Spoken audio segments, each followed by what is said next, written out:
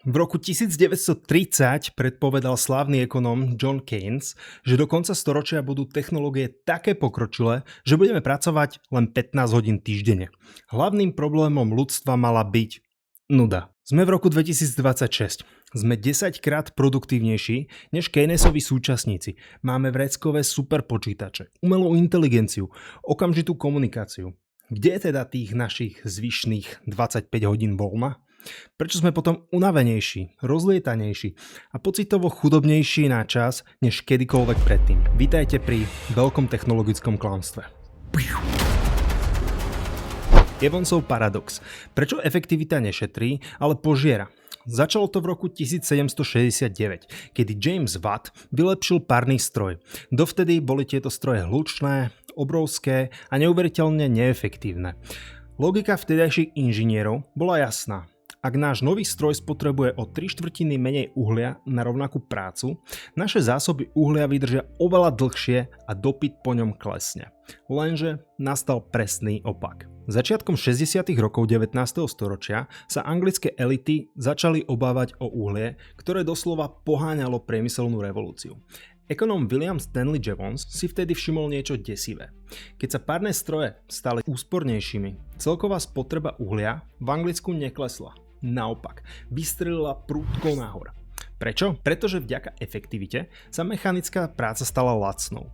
Párny stroj už nemusel stáť len pri uholnej bani. Mohol poháňať vlaky, lode a tisíce nových tovární. Efektivita neviedla k šetreniu zdroja, ale k jeho masívnemu vyčerpávaniu. Technológie nám slúbili úsporu času, ale má niekto z vás pocit, že nevie čo o dobroty? O tom veľmi pochybujem.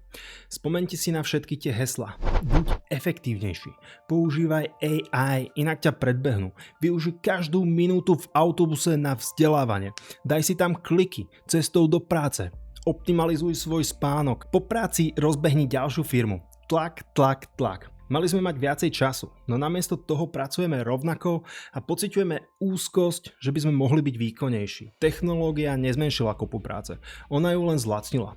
Ak vám e-mail ušetrí čas oproti písaniu listu, nejdete si sadnúť do záhrady, len napíšete 50 e-mailov namiesto jedného. Ak za vás AI napíše kód za 10 minút, šéf od vás nečaká, že zvyšok dňa budete meditovať. Čaká, že toho kódu dodáte 10 krát viac.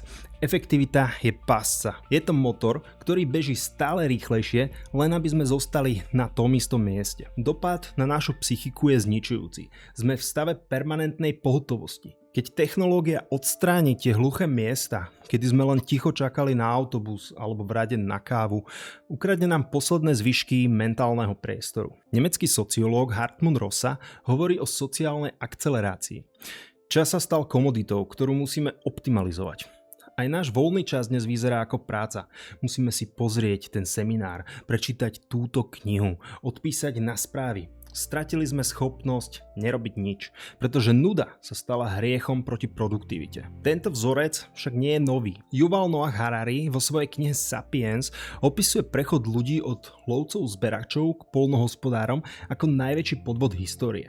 Lovci mali rozmanitú stravu a relatívne veľa voľného času. Keď však človek zdomácnil pšenicu, logika kázala, že bude mať istotu a menej práce. Opäť chyba. Z ľudí sa stali otroci pola. Museli zalievať, vytrhávať burinu a chrániť úrodu. Efektivita produkcie jedla neznamenala, že jednotlivec pracoval menej. Znamenala len, že v oveľa horších podmienkach prežilo viac hladných krkov. Naša posadnutosť pokrokom nás opäť raz dobehla.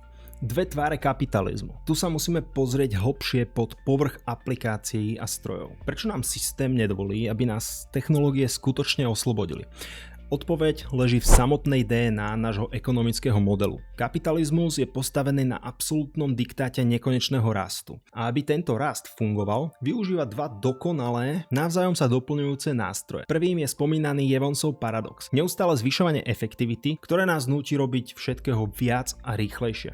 Druhým, temnejším nástrojom je plánované zastarávanie. Zastavme sa pri tom. Mohol by som sa spýtať, že prečo v dobe, kedy vieme pristáť so sondou na inej planéte, planéte, nevieme vyrobiť chladničku alebo telefón, ktorý vydrží 20 rokov.